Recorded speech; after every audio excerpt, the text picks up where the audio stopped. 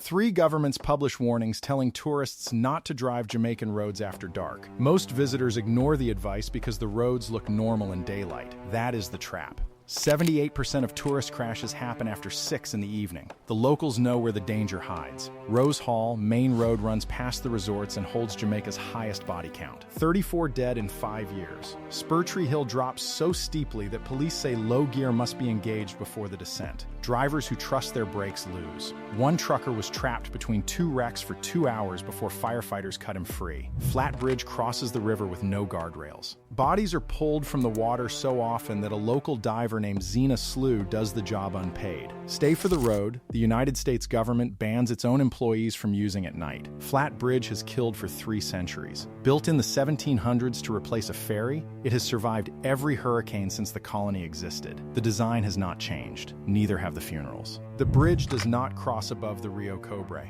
It crosses through it. When the river rises, the bridge disappears. And so do the cars. There are no guardrails. One wrong move and you are in the current. On the 16th of July, 2016, a Suzuki Vitara carrying a church group drove onto Flat Bridge and slid into the current. 6 drowned. 1 person survived. 20 years earlier, in June of 1996, a minibus plunged from the same crossing. The river took 7. April 2025, Noel Lloyd Patterson, a 65-year-old man from Portmore, ran his Toyota Hiace off the edge and drowned before anyone could reach him. Slew knows the rhythm of the river. When the water drops after flooding, it gives someone back. She is usually the first to see. She has never been paid. She lives meters from the bridge. She knows when the current is returning a body. I looked at these roads on a map before writing this. They look normal. That is the trap. The roads that kill do not announce themselves. You have to learn to read the signs the locals read. I would have driven them. The gorge surrounding the bridge is equally lethal.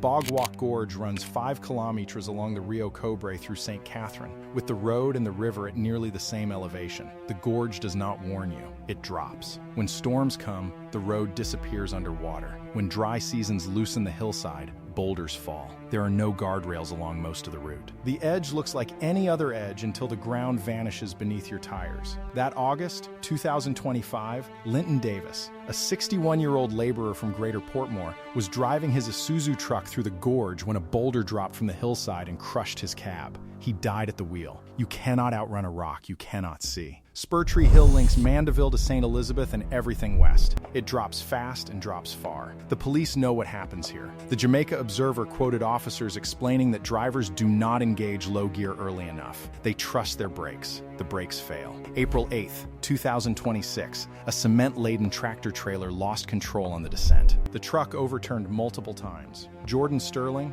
a 25-year-old driver, was flung from the cab. Yanice McLeggon, a 21-year-old welder riding with him, was thrown clear and killed on impact. Cement coated the hillside where they died. In May of the same year, another truck overturned on the same hill. A man's arm was severed in the crash. Surveillance footage captured the vehicle spinning out of control. The government's own analyst mapped the death formula. Dr. Lucian Jones, vice chairman of the National Road Safety Council, told reporters the root problem is structural. Drivers depend on brakes, which can fail, especially with very heavy vehicles turning around those curves. The hill defeats physics. The brakes cannot win. February 2025, 3 trucks collided in sequence. One driver lost control descending, struck a second truck, which struck a third. A driver was trapped between 2 wrecked vehicles for nearly 2 hours before firefighters cut him out. The firefighters who cut him free have done this before. They know they will do it again. The pattern repeats on every road. The government knows. The statistics exist. The tourists keep coming. Tourists land, rent cars, and drive toward their hotels. The road they take is Mountain View Avenue. It runs from Norman Manley International Airport toward Kingston.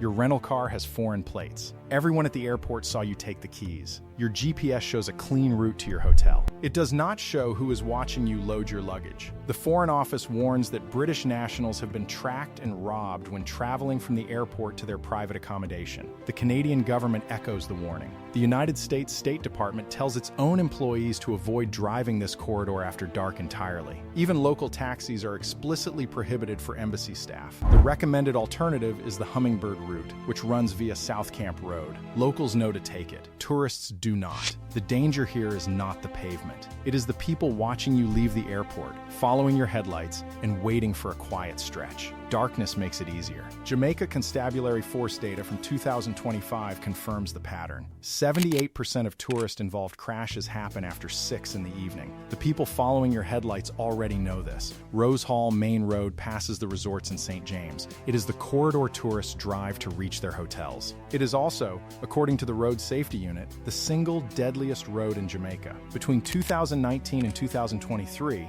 at least 34 people died on this stretch. Add 11 deaths on Ironshore Main Road and 10 on AGS Coombs Highway, both in the same parish, and the total reaches 55 fatalities in 5 years on 3 roads alone. The Road Safety Unit publishes these numbers. The Tourism Board does not. Councillor Anthony Murray, the local government representative for the Rose Hall Division, has blamed defective streetlights for the carnage. He has called on the power company and the National Works Agency to act. Nothing has changed. The lights stay dark. The crashes cluster between midnight and 1 in the morning. Just after midnight in February 2025, 2 people died when a Toyota Probox crossed the median and struck their Honda. June 2022, 2 men were killed on the same road at approximately 1 in the morning. The tourism corridor goes dark and the bodies follow. The Jamaica Tourist Board markets these corridors. The Road Safety Unit counts the dead. The numbers never appear in the same brochure. If you have driven this corridor after midnight and made it home, what did you see that the statistics do not show? 5 roads.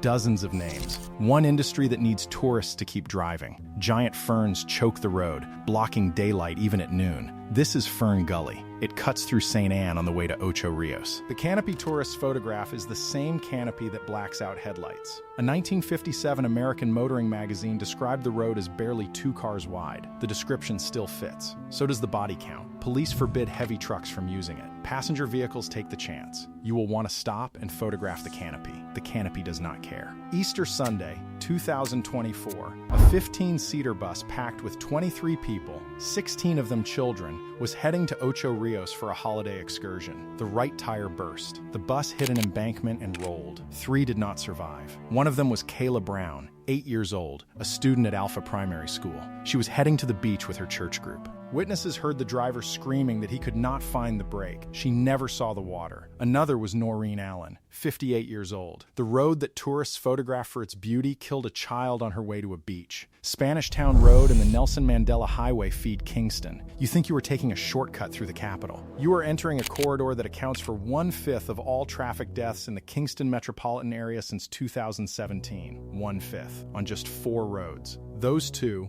plus Marcus Garvey Drive and Washington Boulevard. Your GPS does not know which streets had shootings this week. The locals do. The Nelson Mandela Highway was the first road Jamaica officially designated a crash hotspot. That was decades ago. Since then, 33 more people have died on it. Spanish Town itself carries a separate warning. The State Department's language is blunt. Violence and shootings occur regularly. November 2020, 8 people were murdered in the Spanish Town area within 48 hours. Gunmen controlled the streets. The roads were not safe in daylight. After dark, they were hunting grounds. The government's own analyst mapped the fatal formula. Canute Hare, writing for the Ministry of Transport and Works, identified what kills. Wide lanes encouraging speed, reckless lane changes, and no consequences until the crash. The road was designed to move traffic fast. It moves bodies faster. Marcus Garvey Drive added its own toll. April 2021, 4 people, including 2 teenagers, died when their Honda struck a concrete utility pole at 11:45 in the evening.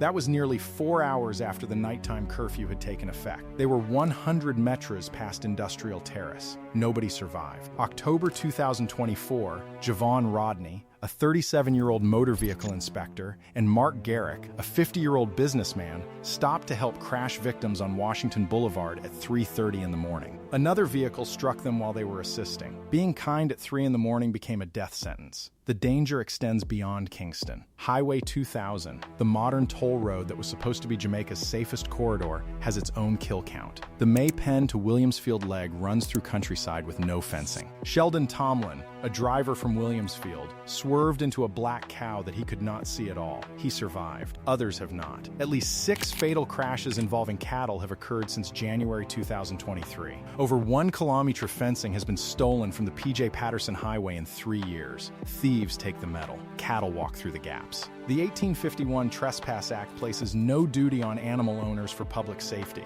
The law has not changed in 170 years. Neither has the outcome. Rental companies profit from tourists who do not know these roads. They know. If you have driven any of these roads after sundown and made it home, you beat the odds that kill someone almost every day. The governments that warn their own citizens are not guessing. They are reading the same body counts the locals read. The question is whether tourists will keep ignoring them until the numbers include their names. Some of these roads have no alternative. Locals drive them because they must. The difference is they know what they are driving into. They know where the guardrail less edge waits. They know which curves hide the cattle. They know which stretches go dark. 3 rules if you land after dark. Do not drive. Know your route before you arrive. And never trust a road that looks normal. The question is whether you will be the tourist who checks, or the one the next video is about. The people who clear these wrecks know things the reports never print. If you have pulled the bodies or manned the stations, the comments are open. What should the next video cover?